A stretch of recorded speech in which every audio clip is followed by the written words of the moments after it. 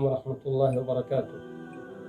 تمام مسلمان بہن بھائیوں سے گزارش ہے، بالخصوص اپنے دفاعی اداروں سے گزارش ہے کہ اس وقت سیلاب کی زد میں جہاں بہت سارے گھر تباہ ہو گئے اور بہت سارے مکانات اور دکان منہدم ہو گئے، وہاں اللہ کے گھر اور اللہ کے حبیب صلی اللہ علیہ وسلم کے مہمان خانے، مساجد اور مدارس بھی شہید ہو چکے ہیں۔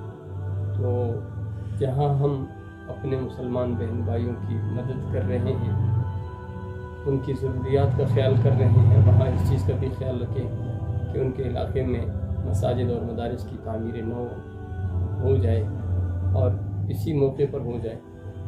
اگر اس موقع پر یہ تعمیر نو نہیں ہو سکا تو پھر یہ رہ ہی جائے گا۔